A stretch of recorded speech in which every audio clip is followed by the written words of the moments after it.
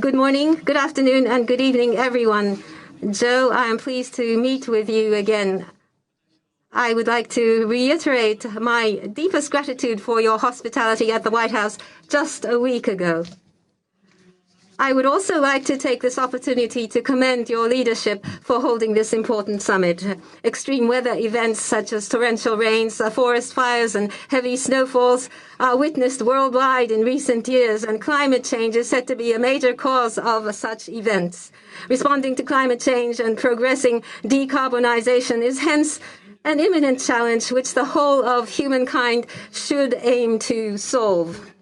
At the same time, our response to climate change is no longer a constraint on our economy. Rather, it will be the driving force of the long-term dynamic growth of not only Japan, but also the whole world.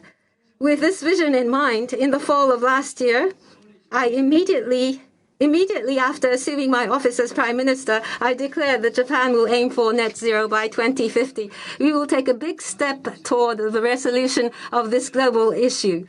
Japan aims to reduce its greenhouse gas emissions by 46% in the fiscal year 2030 compared to the fiscal year 2013 as an ambitious target which is aligned with the long-term goal of net zero by 2050.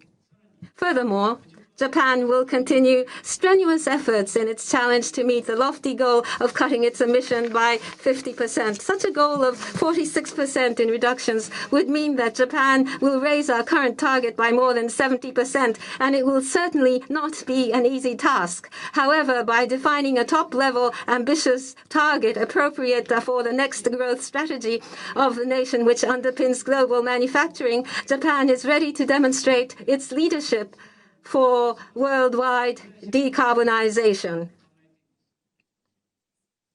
From now on, we will accelerate our deliberations for establishing concrete measures toward achieving the target. Japan, in order to create a virtuous cycle of the economy and the environment and to grow strongly towards our ambitious goal for 2030, will work to maximize the utilization of decarbonized power sources such as renewable energy and take incentive measures sufficient for inducing investment by companies. The national and subnational governments of Japan will work together to aim for achieving decarbonization in more than 100 subnational regions across the country by 2030. Japan will also work for the realization of innovation that will enhance production and secure sustainability in food, agriculture, and forestry sectors. Furthermore, Japan will advance the transition to a circular economy, thereby creating new industries and employment. Japan will continue its unceasing efforts toward 2030 and 2050. Global decarbonization is what cannot be achieved by the efforts of one country alone. It is a challenge that requires the whole international community to be united as one. We can create global waves for climate change measures with ambitious targets presented and implemented by countries attending the summit today who are responsible for around 80% of global emissions, thereby overwhelming the whole world with our waves. Joe, on the occasion of my recent visit to the United States last week, I had the pleasure to confirm with you our commitment to lead the world global decarbonization efforts. In more concrete terms, Joe and I launched Japan-U.S. Climate Partnership on Ambition, Decarbonization, and Clean Energy.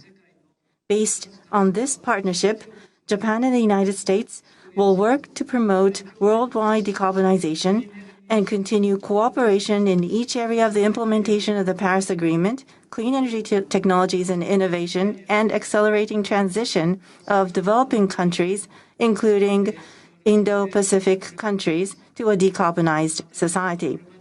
In parallel to such bilateral efforts, Japan has provided public and private climate finance amounting to approximately 1.3 trillion Japanese yen, which is equivalent to approximately $11.8 billion. We announced that we will make contributions of up to $3 billion to the Green Climate Fund. We will support the global transition to decarbonization by maximizing the use of Japan's leading technologies in areas such as energy efficiency, hydrogen, and CCS, carbon capture and storage.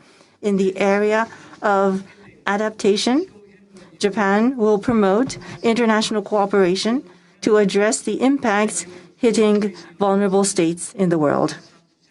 No other time than now does international society require further solidarity for the realization of a decarbonized society.